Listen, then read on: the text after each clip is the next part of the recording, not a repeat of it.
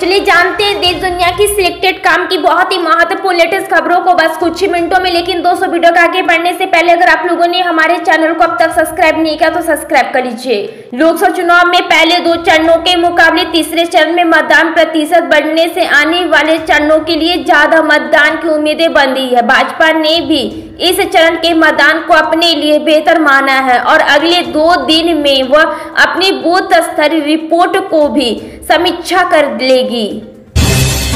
Bahujan Samajwadi party BSP supremo Uttar Pradesh की मुख्यमंत्री मायावती ने अपने फैसले से सभी को चौंका दिया। उन्होंने अपने भतीजे आकाश आनंद को पार्टी के कोऑर्डिनेट पद से हटाया ही आनंद को सौंपा अपना उत्तराधिकार भी वापस ले लिया। सियासी गलियारों में इसे एक बड़ी राजनीतिक घटना के रूप में देखा जा रहा है। वह सभी लोकसभा के समय चुनावी रणनीतिकार मायावती के इस बड़े कदम के पीछे कई कारण गिन रहे हैं।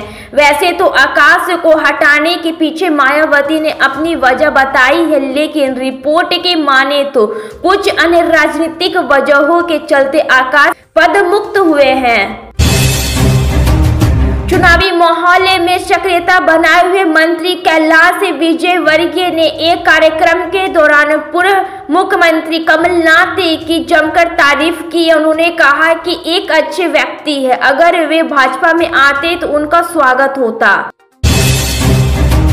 लोकसभा चुनाव 2024 के तीसरे चरण के मतदान हो चुके हैं। बाकी के 4 फेज की वोटिंग के लिए सभी राजनीतिक दलों ने अपनी पूरी ताकत झोंक दी है। चुनाव प्रचार में कोई भी जरा सी भी भई कसर नहीं छोड़ना चाहता। चुनावी जनसभाओं में कई बार बीजेपी के नेता पाकिस्तान का जिक्र कर चुके हैं, लेकिन अब कैंपेन में भारत पर 17 बार हमला करने वाले गजनवी की भी एंट्री हो गई है। प्रभु श्री राम की नगरी अयोध्या में उत्तराखंड भवन बनाने का रास्ता साफ हो गया है। धामी सरकार ने आवंटित भूमि की रजिस्ट्री अपने नाम करा ली है और जल्द ही भवन निर्माण का काम शुरू हो जाएगा। हरियाणा में भारतीय जनता पार्टी बीजेपी की सरकार संकट में है। 3 निर्दलीय विधायकों ने सेनी सरकार से समर्थन वापस ले लिया है। तीनों विधायकों ने अपना समर्थन कांग्रेस को देने की घोषणा की है। लोकसभा चुनाव 2024 के बीच मध्य प्रदेश के मुख्यमंत्री मोहन यादव ने मीडिया को दिए एक बयान में कहा कि गांधी परिवार में दरदरा पड़ चुकी है। इसका असर कांग्रेस की सीट बंटवारे से लेकर चुनाव प्रचार में दिख रहा है। उन्होंने कहा कि उत्तर प्रदेश में अमेठी और रायबरेली में सीट बंटवारे को लेकर जो तस्वीर सामने आई है उससे यह समझ आता है कि राहुल गांधी और प्रियंका गांधी के बीच मनमुटाव चल रहा है। उन्होंने कहा कि दोनों के पोस्टर अलग अलग लग रहे हैं। दोनों के चुनाव लड़ने की चर्चा थी, लेकिन सिर्फ राहुल ने पर्चा भरा। प्रधानमंत्री नरेंद्र मोदी आज सुबह तेलंगाना के करीमनगर में एक चुनावी रैली को संबोधित कर रहे थे। इस दौरान उन्होंने कांग्रेस पार्टी और राहुल गांधी से तीखे सवाल पूछे। उन्होंने पूरे चुनाव प्रचार के दौरान बिजनेसमैन मुकेश अंबानी और गौतम अडानी का नाम लेने से परहेज करने पर सवाल उठाया है। लोकसभा चुनाव के मद्देनजर कांग्रेस संसदीय दल की अध्यक्ष सोनिया गांधी ने देश की जनता से एक भावुक अपील की है। उन्होंने एक वीडियो संदेश जारी कर देश की जनता से कांग्रेस के पक्ष में मतदान करने की अपील की है। इस दौरान वह बीजेपी पर भी हमलावर नजर आई। सोनिया गांधी के बयान पर अब सीएम योगी आदित्यनाथ की प्रतिक्रिया आई।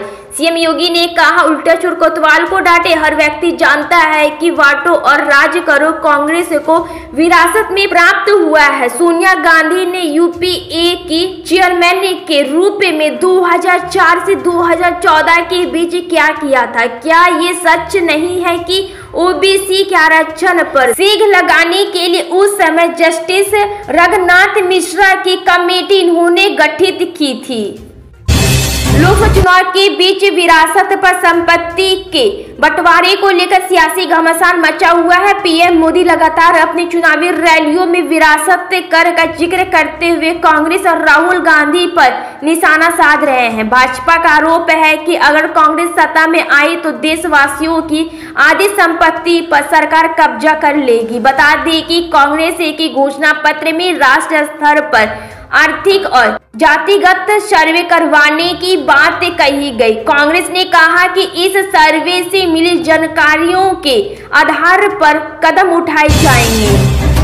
लोकसभा चुनाव में प्रधानमंत्री नरेंद्र मोदी ने आज यानी कि तेलंगाना के करीमनगर में एक चुनावी जनसभा को संबोधित किया। रैली को संबोधित करते हुए पीएम मोदी ने विपक्ष पर हमला बोला और कहा कि तीसरे चरण के बाद कांग्रेस का तीसरा फ्यूज उड़ गया है और बीआरएस का भी कोई अता पता नहीं है।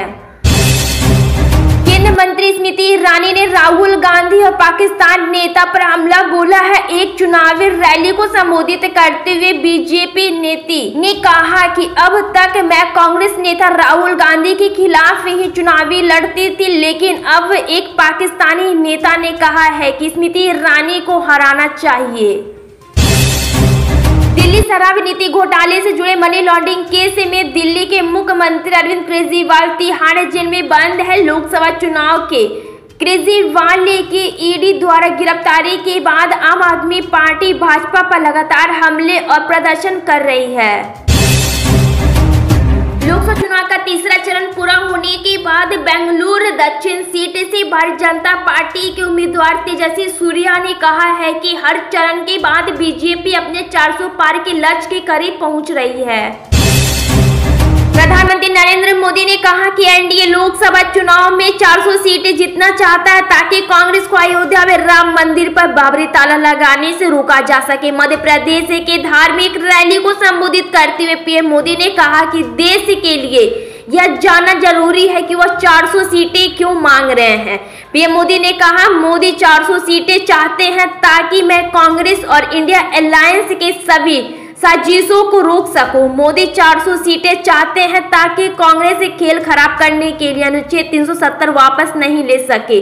मोदी 400 सीटें चाहते हैं ताकि कांग्रेस अयोध्या में राम मंदिर पर बाबरी ताला नहीं लगा सके। पीएम मोदी ने कहा कि बीजेपी के नेतृत्व वाले एनडीए को 400 सीटों की जरूरत है ताकि कांग्रेस देश की खाली जमीन और द्वीपों को दूसरे देशों को ना सौंप दे। पीएम मोदी ने कहा कि मोदी 400 सीटें चाहते हैं ताकि कांग्रेस एससी एसटी ओबीसी को मिला आरक्षण छीने कर अपने वोट बैंक को ना दे दे। पीएम मोदी ने मुस्लिमों को आरक्षण का लाभ देने की राष्ट्रीय जनता दल अध्यक्ष लालू प्रसाद के बयान की भी आलोचना की।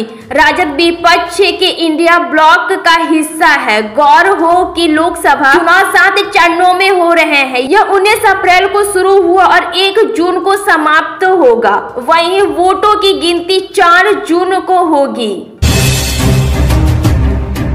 लोकसभा चुनाव के तीसरे चरण में बिहार की 5 सीटों पर मतदान शांतिपूर्ण रहा। यहां 60% मतदान हुआ, जो कि 2019 के आम चुनाव से करीब 1% कम है। लोकसभा चुनाव के तीसरे चरण में 11 राज्यों और केंद्र शासित प्रदेशों के 93 निर्वाचन क्षेत्रों में लगभग 65% मतदान दर्ज किया गया। पश्चिम बंगाल में हिंसा की छिटपुट घटनाएं हुई। देश में जारी लोकसभा चुनाव 2024 के बीच कांग्रेस पार्टी की मुश्किल उन्हीं नेता बढ़ा रही है। इससे पहले कि कांग्रेस पार्टी विरासत टैक्स विवाद की आग को बुझा पाती, वहीं अब इंडिया ओवरसीज कांग्रेस के अध्यक्ष सेम तोदा ने भारत की विविधता पर बोलकर एक बार फिर न्याय विवाद को हवा दी।